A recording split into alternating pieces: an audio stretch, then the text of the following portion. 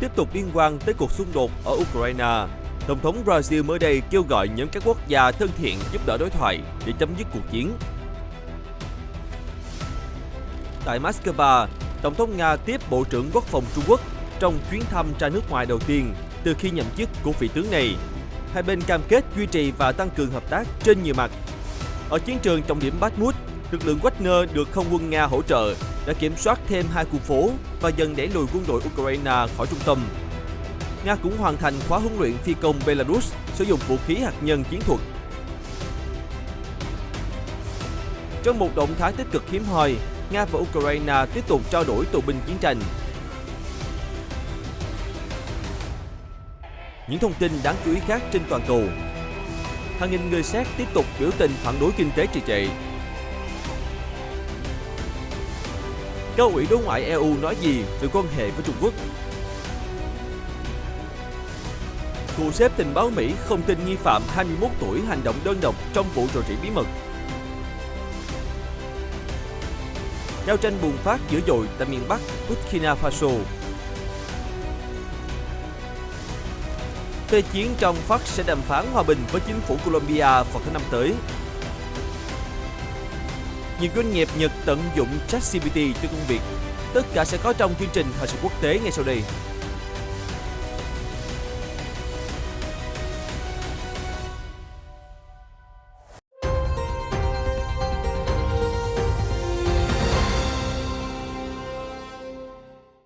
Chào mừng quý vị đã đến với chương trình Thời sự quốc tế ngày hôm nay và sau đây là những thông tin chi tiết. Tổng thống Brazil Luiz Inácio Lula da Silva hôm 16 tháng 4 một lần nữa đề xuất thành lập nhóm các quốc gia thân thiện, không liên quan đến cuộc chiến Nga-Ukraine để làm trung gian hòa bình. Ông thông báo đã thảo luận vấn đề này với người đồng cấp Trung Quốc Tập Cận Bình. Ông nói, tôi nghĩ chúng ta cần ngồi vào bàn đàm phán và khẳng định, đủ rồi, hãy bắt đầu nói chuyện, bởi vì chiến tranh không bao giờ mang lại bất kỳ lợi ích nào cho nhân loại. Ông Lula cũng từng chỉ trích Mỹ và Liên minh châu Âu vì cho vai trò của họ trong cuộc xung đột. Tổng thống Brazil nói như vậy với các phóng viên ở Abu Dhabi, nơi ông kết thúc chuyến công du châu Á. Ông hy vọng tập hợp một nhóm các nhà lãnh đạo thích nói về hòa bình hơn là chiến tranh. Trong đó có Chủ tịch Trung Quốc và Tổng thống UAE, Sheikh Mohammed bin Zayed Al Nahyan, hai người ông mới gặp mấy ngày qua. Tổng thống Lula cách đây không lâu cũng từng gợi ý rằng nên tập hợp các quốc gia không khuyến khích chiến tranh tham gia hòa giải. Các quốc gia đang cung cấp vũ khí nên được thuyết phục ngừng làm như vậy. Hoa Kỳ và Liên minh châu Âu đã cung cấp cho Ukraine vũ khí, cùng nhiều hỗ trợ khác kể từ khi Nga tấn công nước láng giềng hơn một năm trước. Đầu năm nay, Đức được cho là cũng yêu cầu Brazil cung cấp vũ khí, nhưng Tổng thống Lula từ chối. Tổng thống Lula lặp lại quan điểm rằng, nguyên nhân chiến tranh là do cả hai quốc gia, nhưng ngầm đổ lỗi cho cả Ukraine. Tuy nhiên, để chấm dứt chiến tranh cần thuyết phục nhiều quốc gia hơn. Tổng thống Lula đã có cuộc gọi trực tuyến với người đồng cấp Ukraine, Volodymyr Zelensky vào đầu năm nay. Ngày 17 tháng 4, chính quyền của ông sẽ tiếp đón Ngoại trưởng Nga Sergei Lavrov đến thăm.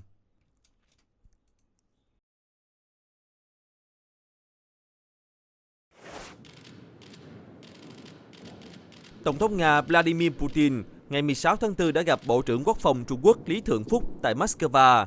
Cả hai đều ca ngợi sự hợp tác quân sự giữa đôi bên. Nga và Trung Quốc đã tăng cường quan hệ kinh tế, chính trị và quân sự kể từ khi Moscow đưa hàng chục nghìn binh sĩ vào Ukraine vào tháng 2 năm 2022. Đoạn video ngắn về cuộc họp cho thấy Tổng thống Putin bắt tay với ông Lý, sau đó cả hai ngồi xuống bàn. Bộ trưởng Quốc phòng Nga Sergei Shoigu cũng có mặt bên cạnh. Tổng thống Putin nói, chúng tôi đang làm việc tích cực thông qua các kênh liên lạc quân sự để thường xuyên trao đổi thông tin hữu ích, phát triển khoa học kỹ thuật và tiến hành tập trận chung. Các cuộc tập trận đã được tổ chức ở Viễn Đông cũng như châu Âu, có sự tham gia của lực lượng lục quân, hải quân và không quân. Không còn nghi ngờ gì nữa, đây là lĩnh vực quan trọng giúp củng cố mối quan hệ chiến lược cực kỳ tin cậy của chúng ta. Phía Ukraine gần đây cho biết, họ tìm thấy ngày càng nhiều linh kiện Trung Quốc trong vũ khí Nga, như máy bay không người lái. Trung Quốc phủ nhận gửi thiết bị quân sự cho Nga. NATO và Hoa Kỳ cho biết họ chưa thấy dấu hiệu nào chứng minh Trung Quốc cung cấp vũ khí cho Nga. Đây là chuyến thăm đầu tiên của ông Lý ra nước ngoài kể từ khi được bổ nhiệm làm Bộ trưởng Quốc phòng vào tháng trước. Ông nói với lãnh đạo Nga, trong thời gian gần đây, sự hợp tác giữa Nga và Trung Quốc trong lĩnh vực quân sự và kỹ thuật quân sự đang phát triển tốt. Điều này giúp tăng cường an ninh khu vực. Trung Quốc đã thông báo về chuyến thăm của ông Lý tới Moscow vào tuần trước, nói rằng ông sẽ gặp các quan chức quốc phòng của chủ nhà, nhưng không đề cập đến cuộc gặp với Tổng thống Putin. Ông Lý từng bị Hoa Kỳ trừng phạt năm 2018 vì liên quan đến việc mua máy bay chiến đấu và thiết bị vũ khí từ nhà sản xuất Nga, Robosporon Export.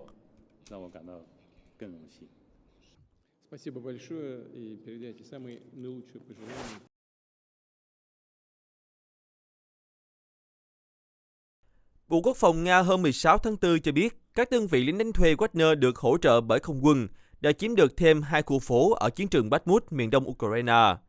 Wagner đi đầu trong nỗ lực chiếm Bakhmut kể từ mùa hè năm ngoái, trong trận chiến được coi là dài nhất và đẫm máu nhất đối với cả hai bên hiện nay. Bộ Quốc phòng Nga thông tin các đội tấn công của Wagner đã chiếm được 2 khu nhà ở Tây Bắc và Đông Nam của Bakhmut, phần lớn đã bị phá hủy bởi giao tranh. Các đơn vị lính dù của quân đội Nga đang hỗ trợ Wagner bằng cách kiềm hãm lực lượng Ukraine ở hai bên sườn. Ông Serhiy Cherevati, người phát ngôn của Bộ Chỉ huy quân sự miền đông Ukraine thông báo, chiến binh Wagner đang hành động như một mũi khoan phá, tấn công hàng chục lần một ngày. Tuy nhiên, ông không đề cập đến việc Ukraine mất thêm 2 khu phố. Bộ Quốc phòng Anh trong bản cập nhật tình báo phát hành ra công chúng gần đây nói rằng quân đội Ukraine buộc phải rút khỏi một số nơi trong thành phố trước các cuộc tấn công của Nga.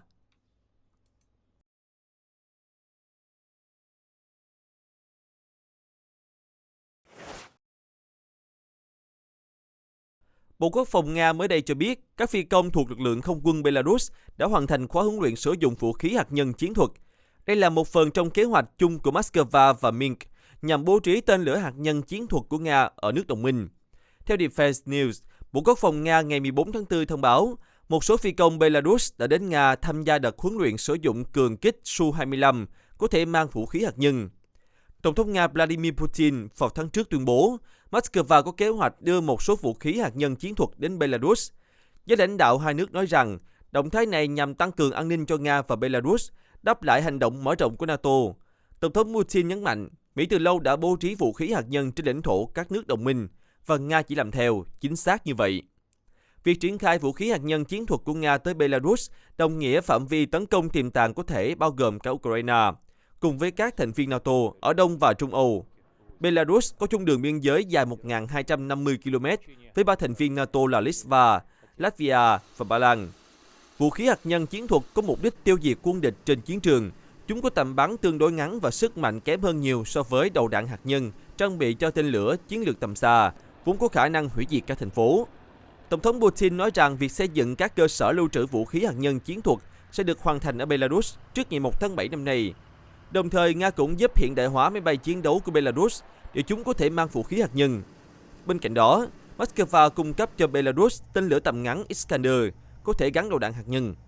Tổng thống Putin nhấn mạnh, Nga sẽ giữ quyền kiểm soát đối với bất kỳ vũ khí hạt nhân nào được triển khai tới Belarus, giống như Mỹ kiểm soát vũ khí hạt nhân chiến thuật của mình trên lãnh thổ các nước đồng minh NATO. Đáng chú ý, Tổng thống Belarus Alexander Lukashenko gợi ý rằng một số vũ khí hạt nhân chiến lược của Nga cũng có thể được triển khai tới Belarus nếu cần thiết. Bộ trưởng Quốc phòng Belarus Viktor Krenin một lần nữa đề cập đến khả năng này. Ngày 14 tháng 4, ông nói rằng việc triển khai vũ khí chiến lược có thể là bước tiếp theo nếu phương Tây tiếp tục điều mà quan chức Belarus mô tả là đường lối thù địch chống lại Moscow và Minsk. Ông Krenin nói thêm, phương Tây chỉ hiểu được ngôn ngữ của sức mạnh và chúng tôi sẵn sàng đáp lại họ bằng sức mạnh. Theo Defense News, các nước thuộc Liên Xô cũ gồm Belarus, Kazakhstan và Ukraine từng có vũ khí hạt nhân đặt trên lãnh thổ của họ, nhưng đã bàn giao lại cho Nga sau khi Liên Xô sụp đổ năm 1991.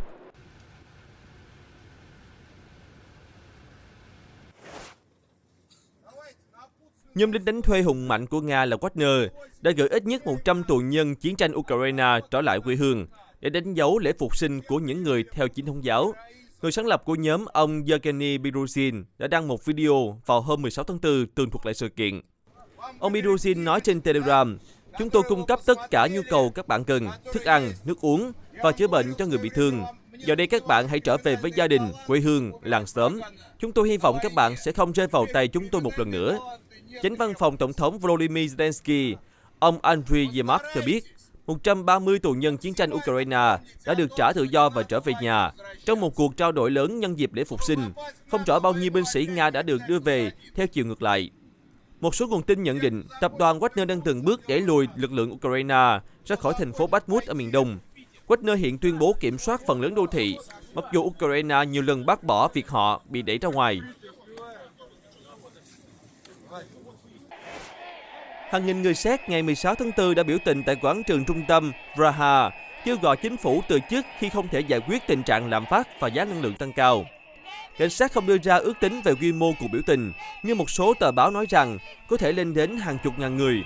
Cuộc biểu tình này giống như sự việc vào tháng 3, được tổ chức bởi đảng chính trị phi nghị viện PRO. Đảng đã chỉ trích chính phủ trung hữu của Thủ tướng Petr vì xử lý yếu kém cuộc khủng hoảng năng lượng đã tấn công châu Âu kể từ khi cuộc chiến tại Ukraine diễn ra hơn một năm trước. PRO cũng chỉ trích chính phủ vì làm tổn hại đến quyền tự do ngôn luận, kêu gọi chính phủ thúc đẩy hòa bình trong cuộc chiến ở Ukraine, đồng thời phủ nhận họ là một đảng thân Nga. Theo báo chí địa phương, người tổ chức biểu tình và lãnh đạo đảng PRO, ông Jindřich Rajch, nói với đám đông lấp đầy một nửa quảng trường Wenceslas ở Praha: "Hãy gửi lại một chút gì đó danh dự cho bạn, đó là hãy từ chức khi không thể giải quyết những vấn đề của nền kinh tế hiện nay." Đoàn người biểu tình cũng tuần hành đến văn phòng chính phủ. Cộng hòa Séc giống như các quốc gia khác ở châu Âu bị ảnh hưởng bởi lạm phát tăng 2 con số trong năm qua, vì giá năng lượng cao đang khiến nhiều hộ gia đình gặp khó khăn. Trong khi Thủ tướng Vala tìm cách giảm bớt gánh nặng cho các gia đình và doanh nghiệp, chính phủ cũng đang tìm cách kiềm chế thâm hụt ngân sách nhằm giữ cho nền kinh tế cân bằng. Cuộc thăm dò gần đây của truyền hình Séc cho thấy sự ủng hộ đối với chính phủ đang tụt dốc. Đảng đối lập chính ANO của cựu Thủ tướng Andrei Babis đã nới rộng khoảng cách trước đảng của Thủ tướng Vala lên 29% so với 20% của cuộc thăm dò trước đó.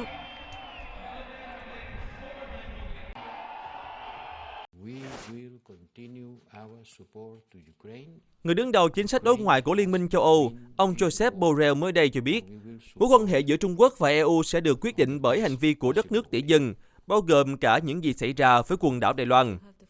Bình luận của ông Josep Borrell trong một bài phát biểu từ xa khi bắt đầu cuộc họp Bộ trưởng Ngoại giao G7 tại Nhật Bản đã nêu bật hai trong số các chủ đề tâm điểm của cuộc thảo luận kéo dài 3 ngày là sự cần thiết phải tiếp cận thống nhất đối với Trung Quốc và lo ngại về tình hình eo biển Đài Loan. Trung Quốc là vấn đề hàng đầu khi các bộ trưởng ngoại giao G7 gặp nhau tại thị trấn nghỉ mát Karuizawa của Nhật Bản. Là thành viên châu Á duy nhất trong nhóm, Nhật Bản ngày càng lo ngại về sức mạnh của nước láng giềng, cũng như sự hung hăng trong tranh chấp biển đảo và tình hình căng thẳng ở eo biển Đài Loan. Ông Borrell khẳng định, bất cứ điều gì xảy ra ở eo biển Đài Loan cũng liên quan đến EU, do đó cần phải có cách tiếp cận thống nhất với Trung Quốc và giữ cho các thông tin liên lạc được cởi mở. Ông mô tả Trung Quốc vừa là đối tác kinh tế lớn nhất, vừa là đối thủ nguy hiểm nhất. Quan hệ giữa hai bên sẽ phụ thuộc vào các bước đi của đất nước tỷ dân. Ngày 16 tháng 4, các ngoại trưởng G7 bắt đầu thảo luận về tình hình Ấn Độ Dương-Thái Bình Dương, tâm điểm đều liên quan tới Trung Quốc. Theo một số ý kiến, những bình luận gần đây của Tổng thống Pháp Emmanuel Macron đã nêu bật khác biệt tiềm ẩn giữa châu Âu và Hoa Kỳ liên quan đến quan hệ với Trung Quốc. Trong các cuộc phỏng vấn sau khi tới Trung Quốc vào đầu tháng 4 này, người đứng đầu chính phủ Pháp đã cảnh báo về việc EU bị lôi kéo vào một cuộc khủng hoảng ở eo biển Đài Loan do sự kích thích của Mỹ cùng với phản ứng thái quá của Trung Quốc. Điều đó đã gây ra phản ứng dữ dội từ EU và Hoa Kỳ.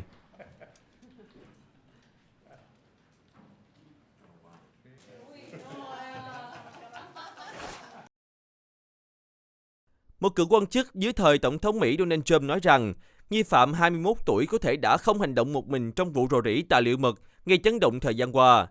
New York Post cho hay, một trong những trợ lý an ninh quốc gia hàng đầu của cựu Tổng thống Trump nhận định, nghi phạm Jack Teixeira, người bị buộc tội làm rò rỉ tài liệu mật của Lầu Năm Góc, rất khó hành động một mình. Bị cáo 21 tuổi này có lẽ chỉ đại diện cho phần nổi của tảng băng trong một vụ bê bối lớn hơn nhiều.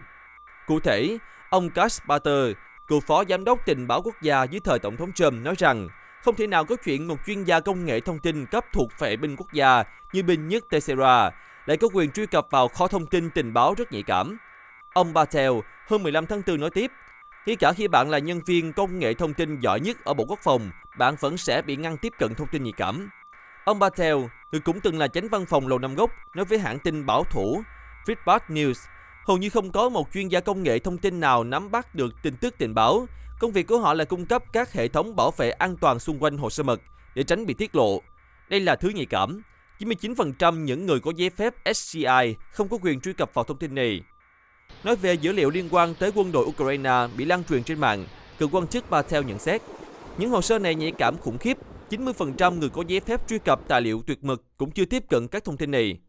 Ông Patel khẳng định, Không thể tin nghi phạm Teixeira hành động đơn độc. Tổng thống Mỹ Joe Biden hôm 14 tháng 4 cũng trả lời báo chí về vụ rò rỉ tài liệu mật. Ông nói đã yêu cầu các nhà điều tra Mỹ tìm hiểu cặn kẽ vì sao lính không quân 21 tuổi của vệ binh quốc gia lại có quyền truy cập vào tài liệu tuyệt mật. Ông không chắc cuộc điều tra sẽ kéo dài bao lâu, tuy nhiên cần tìm hiểu đến gốc rễ vấn đề. Trước đó vào ngày 13 tháng 4, Cục Điều tra Liên bang Mỹ FBI đã bắt giữ nghi phạm Teixeira. Anh này đang bị giam chờ phiên điều trần tiếp theo tại tòa án vào ngày 19 tháng 4.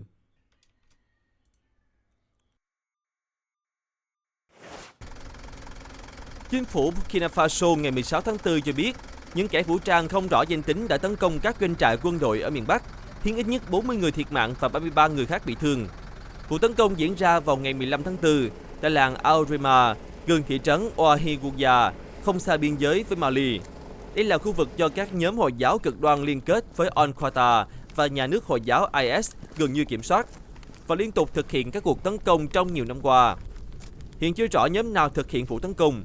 Vụ việc xảy ra 9 ngày sau khi các tay súng không rõ danh tính cuộc tấn công làm thiệt mạng 44 người tại các làng Korako và Tondobi ở phía bắc đất nước. Theo chính phủ Burkina Faso, 6 binh sĩ và 34 thành viên lực lượng phòng vệ đã thiệt mạng trong cuộc tấn công hôm 15 tháng 4. Chính phủ đã khuyến khích dân thường tham gia lực lượng phòng vệ địa phương để ngăn chặn bạo lực khiến hàng nghìn người thiệt mạng và hàng triệu người buộc phải rời bỏ nhà cửa trong suốt 8 năm qua.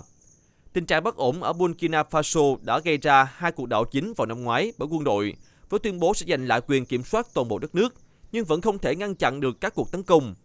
Tình trạng bất ổn trong khu vực bắt đầu ở Mali vào năm 2012, khi các phần tử Hồi giáo tấn công một cuộc nổi dậy ly khai của người Tuareg. Kể từ đó, bạo lực đã lan sang các nước láng giềng như Burkina Faso và Niger, cũng như có nguy cơ gây bất ổn cho các quốc gia xa hơn.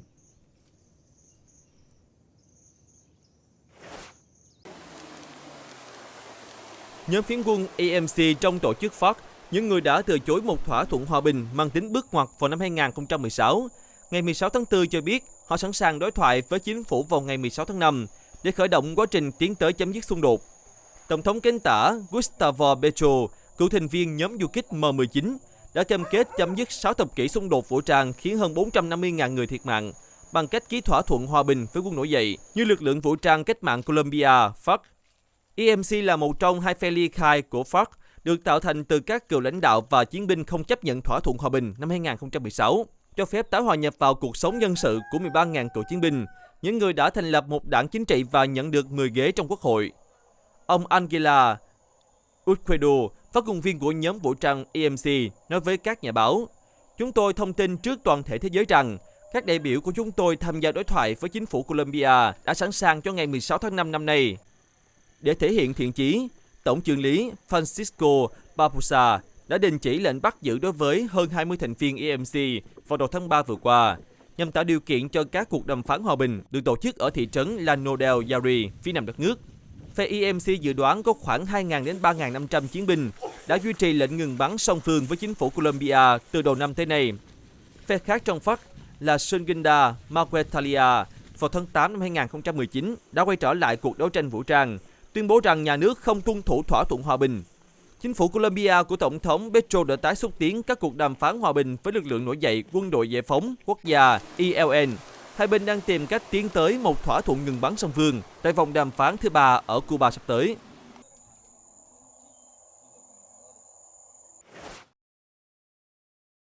Các công ty ở Nhật Bản đã và đang tìm cách tận dụng tốt nhất chatbot trí tuệ nhân tạo, vốn đang tỏ ra hiệu quả về tăng năng suất làm việc và marketing, nhưng cũng có những rủi ro như bị rò rỉ thông tin.